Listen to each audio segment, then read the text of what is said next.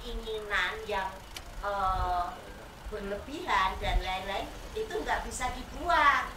Ibaratnya itu perangkat atau sistem yang sudah ada di dalam diri masing-masing individu manusia. Bisanya dikendalikan dengan apa? Kesadaran. Kalau nggak dengan kesadaran, ya orang mampu gimana bisa mengendalikan? Kadang kalah. Akhirnya mengikuti keinginan ego dan hawa nafsu. Ego kan keakuan, tapi yang unsurnya unsur supaya wah gitu, itu ego.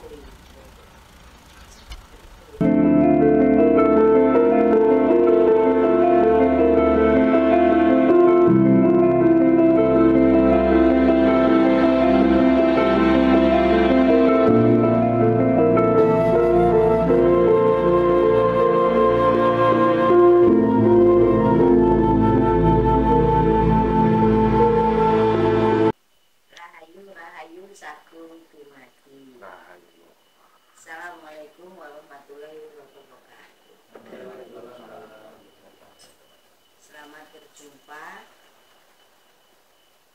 di Padepokan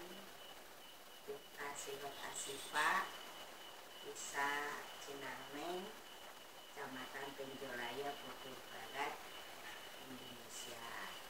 Alhamdulillah, ini malam Jumat bertemu kembali untuk bimbingan latihan meditasi untuk memahami potensi diri, kekuatan diri. Alhamdulillah, malam ini luar biasa, semesta merestui apa yang kita inginkan, apa yang kita cita-citakan terwujud dengan kemudahan. Niat untuk bimbingan meditasi kali ini, usahakan kenceng di dalam pikirannya satu tujuan, ingin berjumpa sang guru sejati, ingin memahami sang diri pribadi. Jadi kita ingin memahami, masuk ke dalam diri kita sendiri. Jadi tidak nyari di luar, carinya seluruh komponen, potensi, kekuatan, keistimewaan, keajaiban di dalam diri. Jadi kita berusaha memahami kekuatan-kekuatan pribadi yang nanti akan dibimbing oleh sang guru sejati.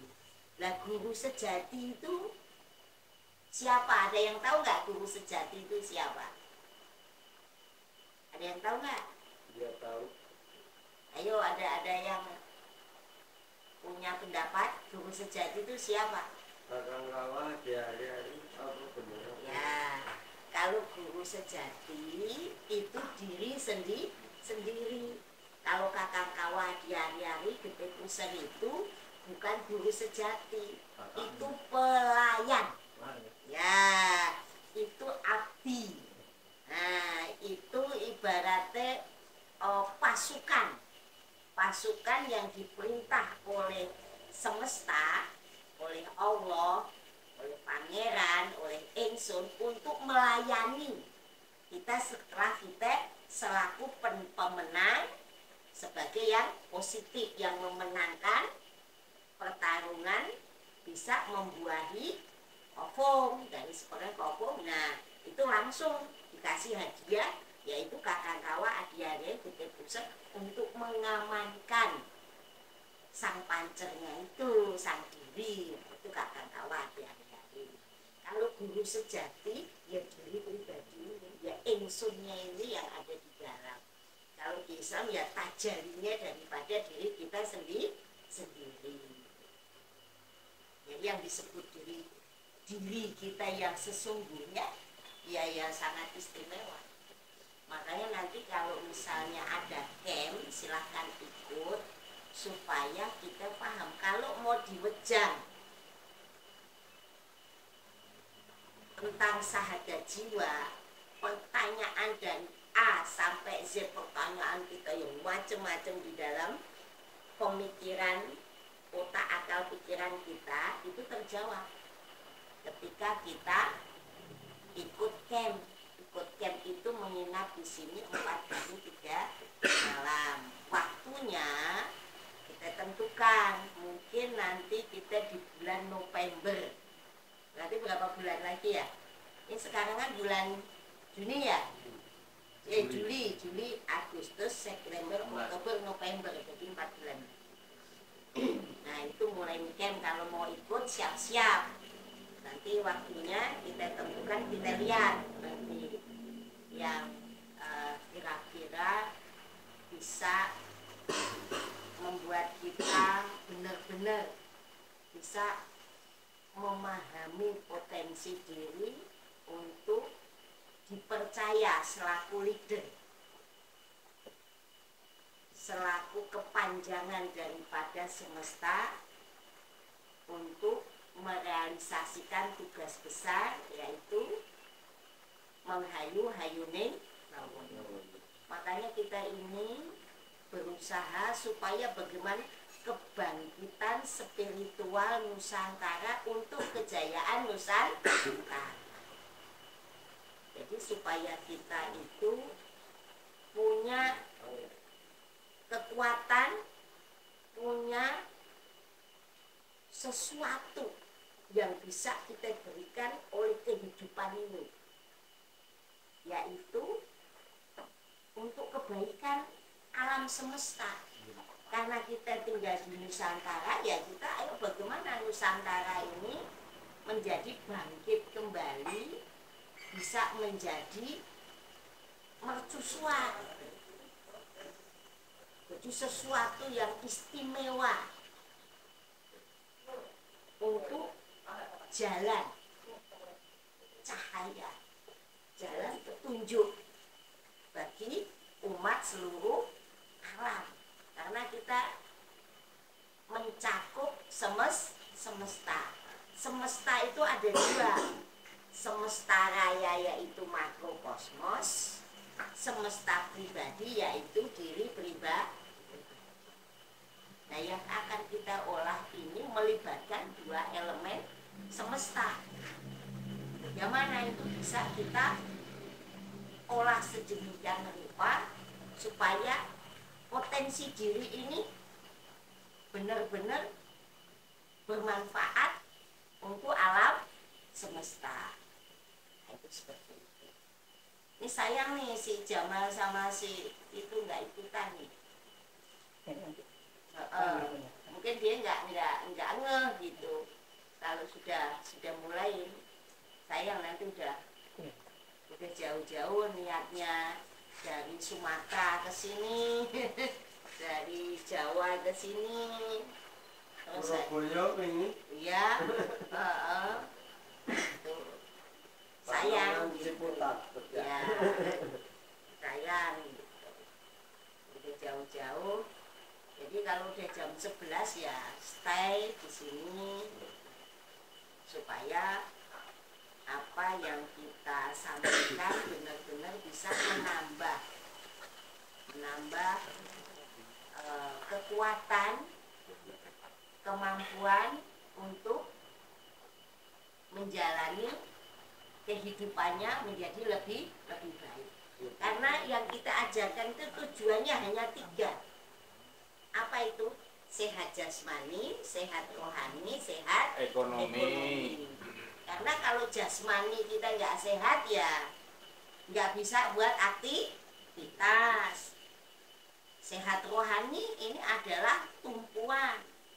Karena kalau rohani mesin kita, asal mual nggak sehat karena tidak bisa pengendalian diri, tidak bisa mengendalikan ego dan nafsunya, ya itu ya susah. Jadi kita terbelenggu, kita sulit untuk berkesadaran. Kalau tidak sadar berarti mabuk. Ingat, mabuknya mabuk apa? Di sini karena yang kita pelajari adalah hal batin, berarti mabuknya mabuk yang dohir, yaitu apa? Dunia. Mabuk keadaan. Mabuk situasi dan kondisi alam semesta yang dihadapi. Jadi antara jasmani rohani ini harus benar-benar menjadi sehat, karena jasmani rohani sehat itu akan membentuk kondisi aktivitas kita menjadi optimal dalam kebaikan. Kalau nggak sehat, namanya nggak sehat kan berarti sakit. Namanya orang sakit kan menderita. Menderitanya karena apa? Karena belum berkesadaran. Masih mabuk, mabuknya mabuk dunia. Seperti itu. Jadinya pro sinergi. Jadi bagaimana sudah ikut bimbingan kok nggak ada peningkatan ekonomi? Nah, pasti masalahnya di mana? Kurang apa nih? Nah, berarti kurang berkesadaran. Pokoknya kalau masalah itu berarti kurang sadar. Lawan yang sadar berarti mabuk gitu. Mabuk apa? Mabuk dunia. Kalau dia berkesadaran nggak mungkin nggak ada peningkatan. Pasti ada. Terutama ini sehat jasmani, rohani, ekonomi. Nanti misalnya ini yang dari Jakarta, setelah dari sini seminggu coba evaluasi, benarkah aku setelah bimbingan kekuatan diri ini, kemampuan diri, potensi diri muncul, ada hasil nggak ibaratnya? Kalau ada hasil, lanjut sampai kita benar-benar merasakan kekuatan semesta itu mendukung kita sebagai leader, sebagai kepanjangan kehendak semesta yang baik. Jadi kita terus sepanjang ada grafiknya meningkat terus, kayak Pak Non terus Pak ada terus lanjut terus gitu. Nek kurang itu berarti kurang paham. Kalau sudah ini manjing, apa yang kita bimbingkan manjing, itu adanya ketenangan. Ada ketenangan. Jadi ngongso itu bisa dikendalikan. Soalnya ngongso, keinginan yang berlebihan dan lain-lain itu nggak bisa dibuang. Ibaratnya itu perangkat atau sistem yang sudah ada di dalam diri masing-masing individu manusia. Bisanya dikendalikan dengan apa? Kesadaran. Kalau nggak dengan kesadaran, ya orang mampu gimana bisa mengendalikan? Kadang kalah. Akhirnya mengikuti keinginan ego dan hawa nafsu. Ego kan keakuan tapi yang unsurnya unsur supaya wah gitu, itu ego gitu. Seperti itu. Nah itu harus kita kendalikan, nggak bisa dibuang karena itu semuanya sistem perangkat dalam diri. Jadi kita kendalikan. Seperberapa pengendalian kita ya sesuai dengan kemampuan. Kemampuan apa? Kemampuan berkesadaran. Jadi kita bisa mencapai tujuan sehat jasmani, rohani, ekonomi dalam